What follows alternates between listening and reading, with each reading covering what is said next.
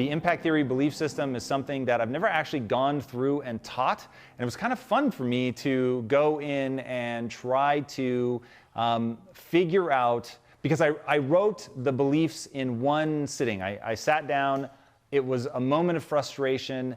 I originally wrote them back at Quest, and I was frustrated with the people that were coming into the company. They weren't thinking in a way that was beneficial to themselves, and thusly, in not thinking in a way that was beneficial to themselves, they weren't able to contribute to the company.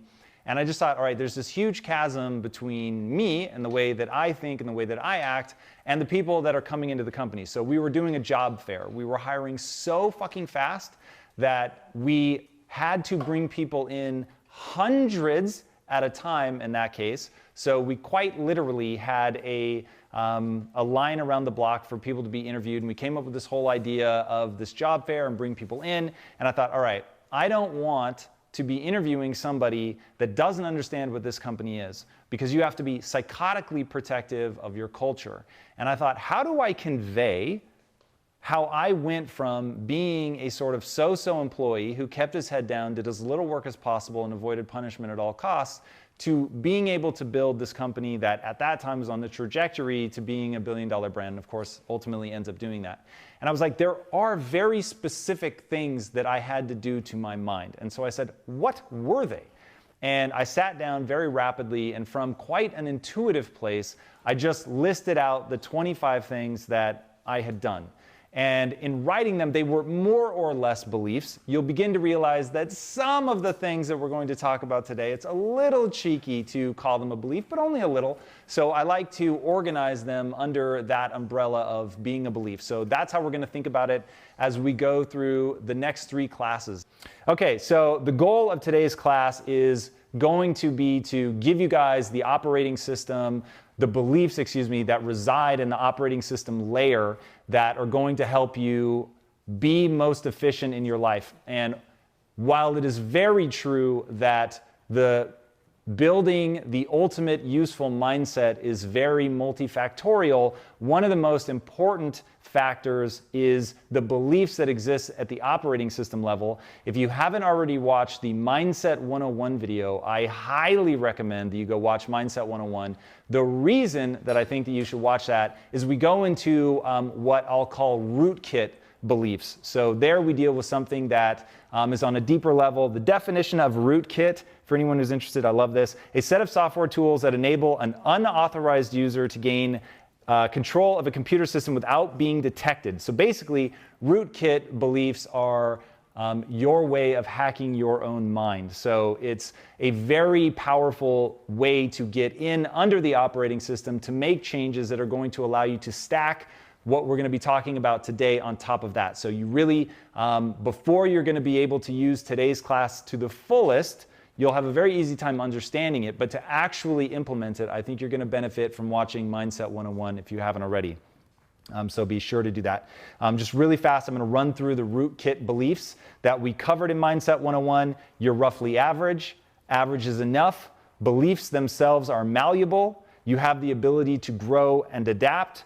The brain can change. You improve via deliberate practice. Today is going to be largely about, or at least one of the sections is going to be about deliberate practice, what it is and how to do it. I'm really excited to dive into that. So fucking important. Next is, it's good to push beyond your limits. You have to believe that it's actually a desirable thing to get outside of your comfort zone. You'll understand more about why that is today. Action cures all. That's another rootkit belief. There's always a solution. I could do a rant on that. We'll probably get deeply into that later. I have a particular obsession with that fucking notion and getting everybody on board with that. Why? Not because it serves me, because it will serve you. And if you want to get things done in your life, you've got to operate from the fucking position that there's always a solution.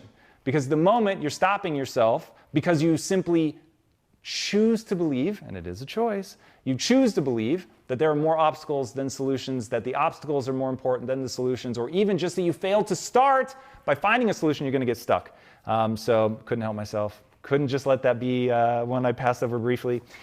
Yet is real. That's another rootkit belief we're going to talk more about yet today. And human potential is nearly limitless, which is going to be, it's the first crossover between the rootkit and the operating system level. And so we're going to talk in depth about human potential and exactly how to tap into that. So what I want you guys to understand is why people struggle with this course. So people often mistake beliefs for objective truth. This is one of the most problematic things for people, is all the beliefs that you have in your head. The reason that you have them, the reason that I even lump them together as being a belief, is because people believe that they are real. They believe that they are true. They believe that they have looked out at the big bad world and they have said, these things we hold to be self-evidently true. Once you understand that that isn't the case, they are not self-evidently true, what's really going on is that they are things that seem so true that they become ingrained in your mind and they are now indistinguishable from objective reality. Now, how do I know that they're not actually objective reality? Because as humans, with the hardware that we have, we are unable to perceive actual one-for-one reality. So the easiest example all comes from David Eagleman.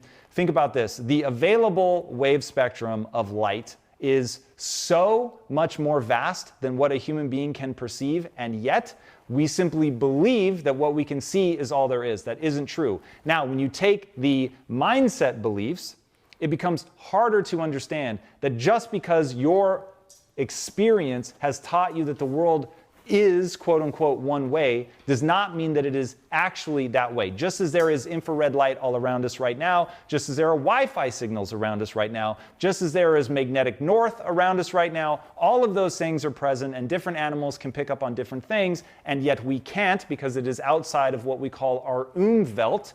Okay, so we have this very narrow Umwelt.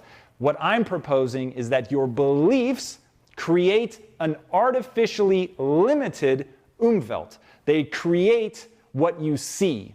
So you're only going to see what you believe in. And that creates this perpetually narrowing view of what is real in the world. Because 99 times out of 100, the things that we learn in our life teach us what do not work. They teach us what is not possible. They aren't these moments of grand awakening where we realize, holy shit, there's so much more possible than what we thought. We keep thinking, oh, fuck, I'm not good at that. Oh, man, I'm not good at that. Even though I was good at that, my manager held me back or whatever. And we keep thinking, nope, nope, nope, the game is rigged, this is all fucked, and this is just the way the world is, until, if you grew up like I grew up, people actually said things like, life's the shit sandwich and every day is another bite. People actually used to say that. That's so fucking crazy. When you're in that Umwelt, that is what you're going to see. That is what you're going to perceive as actual reality. And you're going to be able to say, I can lean on my experience and tell you that it is fucking true. I see it play out every day in my life, that life really is a shit sandwich, and every day it really is another bite. And I cannot tell you, this is what ties back into that notion of there's always a fucking solution. It's just outside of your Umwelt. And so once you develop that obsession with you control your Umwelt, you have allowed that Umwelt to collapse in around you until you no longer believe that these things are possible. And we're going to be talking about one of the areas in my own life where I have created a moronic Umwelt, and it has led me to believe that I have a terrible memory. And because I'm always fucking saying that I have a terrible memory, my memory never gets better.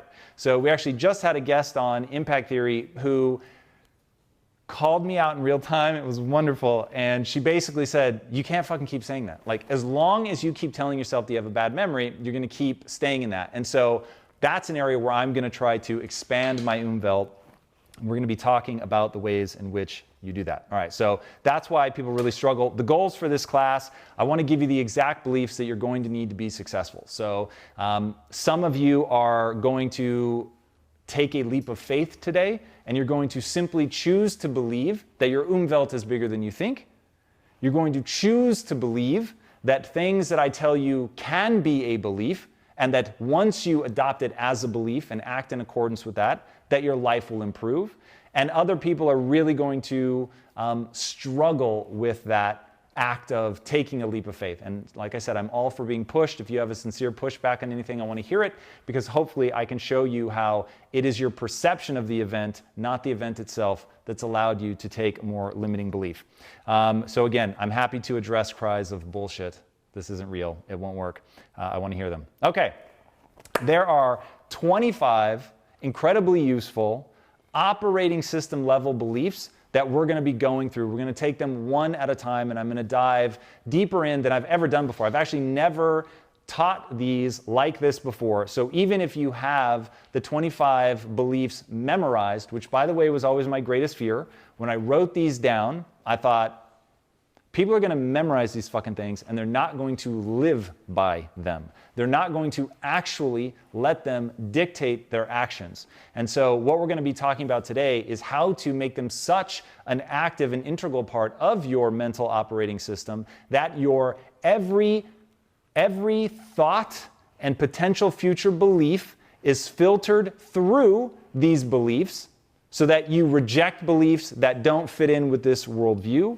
And anything that may come in as a negative stimulus, you're going to flip around, run through these beliefs, and kind of like filtering water and removing the toxins. It's actually a pretty great way of thinking of the beliefs. I always refer to them as a Pachinko machine, but I think this is a better way of thinking about it. If you think of this as like some magical reverse osmosis filtration, you're going to run all of your fears, your anxieties, your negative beliefs, all of your failures, everything. You're going to run them through this belief system. And on the other side, you're going to once again have the will to attack. You're going to have the will to move forward and to keep trying because you understand that all of the things that went wrong are opportunities to learn, and that filtration system is going to help you reframe all of that knowledge instead of it being proof of your inadequacies, which is where most people go. Okay. Belief number 1. And let's see how good our connection is with our 10 people on Zoom. Zoom, I'm looking at your feed. Tell me, what is belief number 1 from the impact theory belief system? Let's see it. Type, type, type. Remember, I can see you. Nobody's typing. All right. That makes for bad TV, Will. This is not going to be entertaining enough. All right, so this may be a failed experiment. So I will give you exactly what is number 1. Number 1 is human potential is nearly limitless. Okay, so there are 2 ways to approach this one. Number 1 is that human potential is limitless, and you could certainly say that. And I think the reason that I started saying human potential is nearly limitless was because I didn't want to waste time debating with people about whether there were things that violated the laws of physics and thusly were impossible. Yes, it's certainly within the realm of physics. If it violates the laws of physics, I'm going to just go ahead and say it is impossible. Now, that shouldn't diminish you. You shouldn't need such a ridiculously binary idea in order to function and move forward. And part of really making what we're going to go through today, and quite frankly, all throughout Impact Theory University, to make it useful, you must understand nuance. You must understand that there are some things that you're going to have to hold 2 competing ideas in your head at the same time, and to know when to use Eric Weinstein's language, when to camp or decamp, when to say, yep, this is what I'm going to look at, this is where I'm going to focus, and then say, no, for a minute, I'm going to go over here and say that there really are limitations. Now, why might you ever want to focus on a limitation?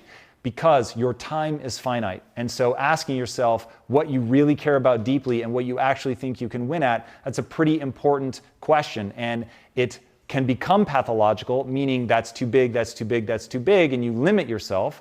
Or if you're constantly pushing your comfort zone, you could say that's too big for now, and I'm going to approach this and only this. I'm going to get great here, and then I'm going to widen out. It's what we call going from strength to strength to strength. So you don't have to try to go all the way to the mountaintop right away. You can start in these small incremental steps, and they're going to stack.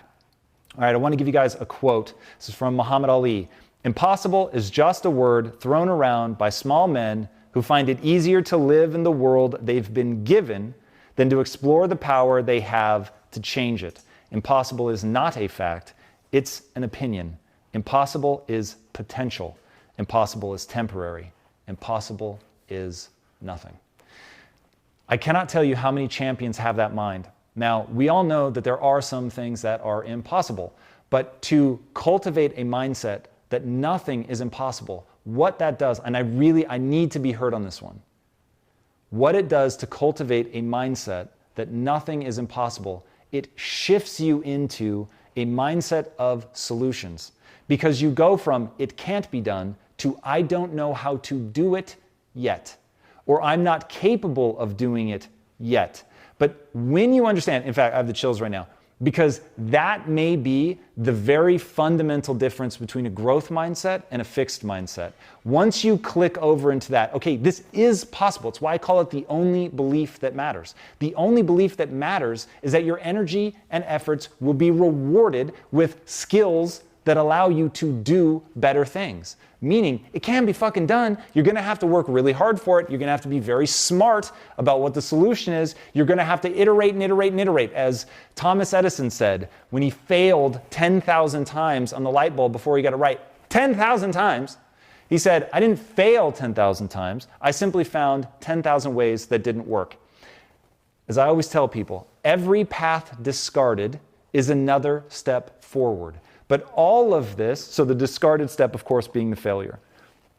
Excuse me. All of this really boils down to one simple thing. If you believe that human potential is nearly limitless, then you know that there's an answer, and you know that if you shift over into that, then you can begin to do what people think are impossible because you're working on that. All right, I want to talk about genetics versus epigenetics. For a very long time, people have believed that genetics are their destiny. And when people start thinking about things being possible or not possible or the limits of human potential, where they go to is genetics. So let's just define the difference first. Genetics is your DNA. It's the code that you were given, and there's essentially nothing that you can do about that.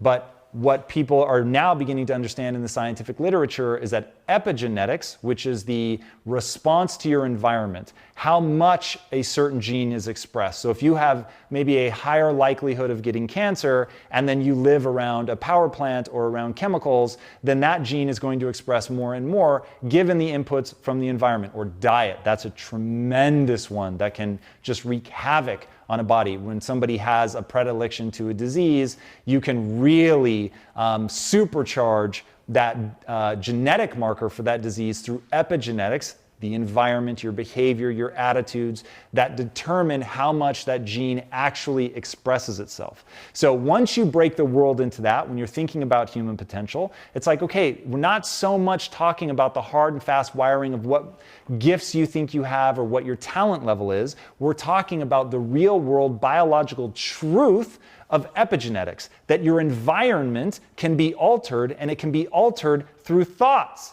Let that one sink in. Through thoughts alone, you can alter how your genes express.